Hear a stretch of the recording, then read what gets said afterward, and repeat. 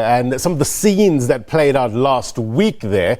Earlier, SABC News spoke to EFF spokesperson Mbuyiseni Ndlozi, and he was asked whether party leader Julius Malema had erred in calling out certain journalists, as it puts the safety of those journalists at risk. Watch. They are named, they write opinion pieces. Yeah. The people we spoke about are people who descend in the arena. They are not sitting somewhere in an objective, table doing a story. These are people who write opinion pieces every Sunday, sometimes every day, and in our view, in a way that has descended to the arena. So if you descend to the arena, you're not doing a balanced reporting story. You descend to the arena, you say, I think you are racist. If I respond to you in my defense, don't say, don't name me. No, I'm a journalist. No, you are now in the arena, you're making an opinion, and you call it an opinion. You're not saying you're doing a story. You're campaigning. You're doing an opinion. These are campaigners. That's why their pieces are not in news. They are in opinion pieces. These are people who try to shift our perspectives. These are campaigners. And therefore, in our view, that's how they've got to be treated. And we are saying, look at the Sunday Times yesterday. Every single opinion piece by those people was on us. Not reporting fairly, not trying to cover some balanced story, but making a view. You are racists. In the past, they've called us fascists. They've done all those. That's not the reporting.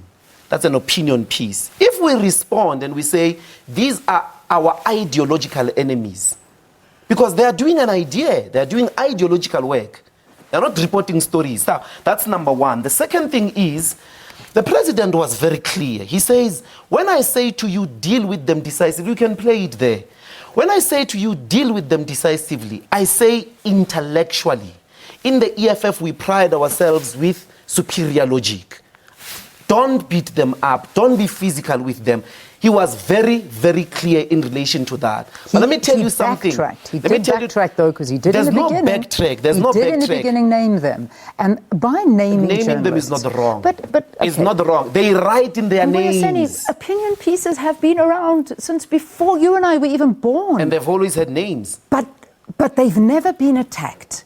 These are journalists. No, they've always been opinions. attacked. When Mama Winnie Mandela was complaining about the freedom. tarnishing. If I want to write an opinion piece, I can write an opinion piece. Absolutely, so but why don't get so emotional about it? No, but okay, if you accuse me as racist, if you say me, a black young boy in South Africa or black young man in South Africa when you say to me I'm racist because I'm demanding the media to cover the corruption that has to do with white monopoly capital, which actually constitutes 90% of the ways in which our daily lives are ran. If I'm calling that out and you turn your entire machinery of opinion pieces against me and you expect me not to be emotional, I'm not just emotional, I'm actually making an argument. It sounds passionate, but I'm not calling violence on you. I'm saying you must be dealt with intellectually. And I want to make another point here, which is very critical. It's the comparison that we make with Stratcom. You see, strategic communications was at the core a campaign against those who were trying to challenge the status quo, to try and tarnish their images, to go into opinion pieces every Sunday, every week, every day, to try and sway public opinion against them. Those people are political. They are not different to us when we debate in parliament a point of view. You can't say they are journalists like a person who's doing a balanced story, is getting opinion of everyone and saying, let the public decide for themselves. These are opinion makers.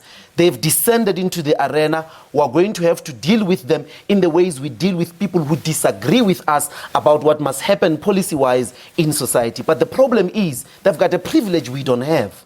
And what is that? It's standing columns every Sunday in extremely well-distributed newspapers. I don't have that privilege.